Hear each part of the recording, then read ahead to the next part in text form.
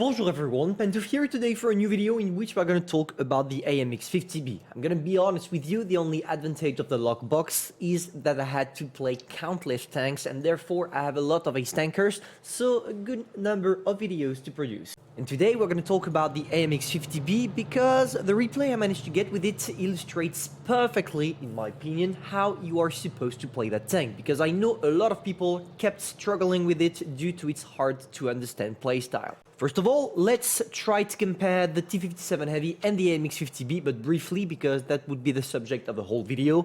But basically, since the T57 Heavy got buffed, I would tell you that this one is more of a brawling, supportive tank of the heavies, which implies that with this tank, if you are with a group of U100, you are going to wait for the 100 to take their shots, and after you go out of your position, you sneak your shells, but you can be in close combat.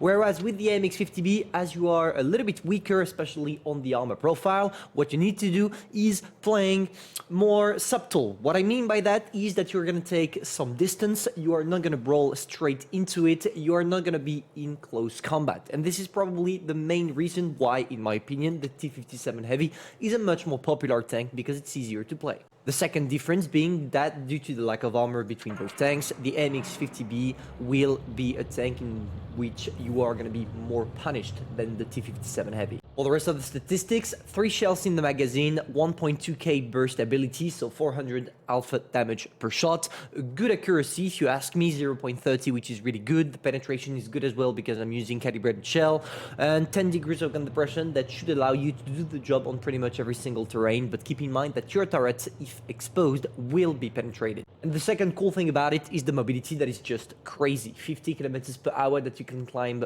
quite fast, which will allow you to take advanced position at the beginning of the game in order to be as supportive as possible. For the equipment, I'm equipping my tank pretty much like that. I'm not going to bother explaining, just for 1 or 2 equipments, the calibrated shells, because I don't feel like ventilation is useful, and personally I would rather be sure that all my shells go in and penetrate rather than have 1 shell out of 3 that doesn't go in, because here we're talking about an auto-loader and not an auto-reloading mechanism. And also the improved assembly, because increasing the armor profile on something that is as armored as a paper is not necessarily worth it. And now, before we jump into the replay, one last thing to notice: when you're using your 10 degrees of gun depression with the 50B, you actually have some armor on the turret. Don't count on it still, because if people switch to gold, they will penetrate. But from time to time, if you want to troll, especially tier 9, it can work. So, for the replay, as you can see, we are in vast majority tier 10. And in this kind of situations, and especially this map, there is only one way to go. Could be 2 actually if we had more heavies, but it's not the case, therefore we have only one way, which is going on the medium side. But unlike a traditional medium, and here was one of the mistakes I did during this replay, I went straight to the middle because I wanted to be supportive to the E50M and the M46 pattern. And you're gonna realize that it was a complete mistake, because unlike a T57 Heavy that can actually tank some shots in its turret, I can't. It's impossible with the 50B to do it, because if people switch to gold like the 50M just did, well, you're getting penetrated like a piece of butter. So we have to adapt. And how do we do this? Unlike most players and most mediums that are still trying to get into all down, me personally, I'm gonna try to take some distance. But before taking some distance, I'm gonna try to support the E50M. The goal with the 50B is to be the guy that can shoot everyone, but at the same time that is not subject to getting shot. For example, here against the T22 medium, I sneaked 2 shells in because the guy was trying to get the 50M, and as a result, I had a full time aiming on that boy to be able to destroy him. And it worked perfectly. It worked perfectly because we sneaked 2 in the T22 medium and 1 in the 50M. Now comes the time where we play support, and this is going to be like that for the whole game. Unlike most tanks right now that would like to play aggressively, we have to retreat, and this is exactly what we did. We need to help the E50M, and if I stayed at the front like that, I would have probably get completely wrecked. So there we go, we unleash the mighty power of our burst on that K91, and we get back to a safe position.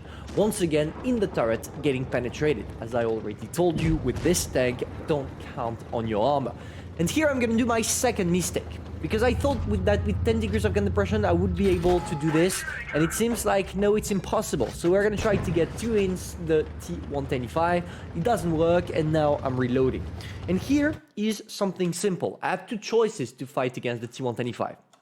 Use that bush here, and also using this little hill that will allow me to decrease my gun depression artificially, or try to circle around and go right there, because from there I will probably be able to sneak some shots on the E5.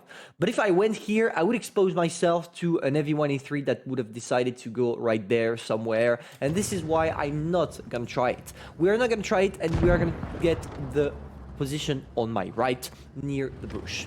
So there we go. Let's not lose too much time. We jump directly into it. We are waiting for it, and here I did a mistake, because here I got spotted. Now the T125 knows that I'm here, and instead of having still 2 shells in the magazine and trying something, I'm just gonna reload my whole clip. I'm telling the pattern to go back because I want to bait the T125. If the T125 is thinking that I'm going away, he will try to push the M46 pattern, and if he does, like he did here, well, it's a free way for us to get damage. So there we go, 2 shots, maybe and another one if it's possible. Yes, it is, and we completely destroyed that T110 E5 hit point. Now there is the M46 against the T125, and I'm gonna tell him to either push, circle, or try something if it's possible. But I'm also aware that it's kind of hard for him because he's a one-shot, so instead of waiting for the pattern to do the job, I'm gonna go and get him myself, because if you take a look at what's happening in the town right now, we are getting wrecked. We got wrecked, and we need to kill people as soon as possible. And here is something interesting that I forgot to mention about the AMX-50B in general. You saw that he bounced. Why? Because he shot my upper plate right there. It's impossible to penetrate the 50B in the upper plate of the tank, which means that if you want to bait people, just try to show that part here. Don't show this angle here by trying to, I don't know, poke around the corner or something like that, because you will get penetrated. But as long as you show only that part right there, which is the strongest part of the tank in terms of armor, you will be able to do something and to get those bounces on. So there we go here. There is the AV. We try to sneak one, but we're not gonna bother too much. We reload at the same time, and now we have to wait for them to come. We are in a 2 versus 3 situation. I'm definitely not gonna go there, and I'm also telling the pattern to hide because I don't want him to die. There we go with the T22 media, and here's my chance, because the guy thought I wouldn't push him, which is exactly what I'm gonna do, because I need to kill him. Even if I take a big risk with the heavy 183 on the side, I need to get my hands on that boy. So there we go, we sneaked 2 on the T22. Luckily for us, the heavy tried something by going uphill, allowing us to kill him with our 3rd shell. And now all we have to do is wait for the whole reload before getting on the ass of the other heavy. Unfortunately for us, as it's an heavy, it can one-shot us with a hesh. But to be fair, a hesh shell from a heavy can't penetrate in my turret if I'm using my tank wisely. And this is exactly what we're about to do, boys. Instead of trying to circle using our mobility or anything like that, what we want to do is showing our hull, and especially the turret, exposing our turret. So there we go, switching to an APCR to be sure not to bounce. 4 kills, we get the guy, and bang, we got the victory as well. It was not an ace tanker, and I was a little bit disappointed because I thought that it would be, because after all, it's nearly 6k damage and the Coloban of metal, but hey, you can't win all the time.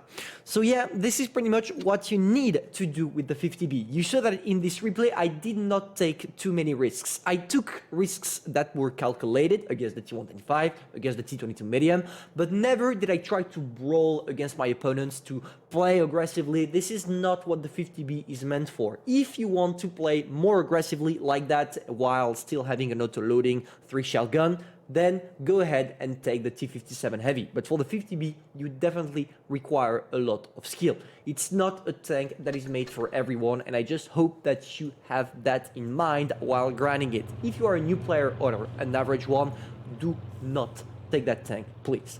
Hopefully you enjoyed. If that's the case, feel free to subscribe, like, and share. And personally, I'm gonna see you soon for a new video, and tell me in the comments your opinions on that mighty tank. See ya.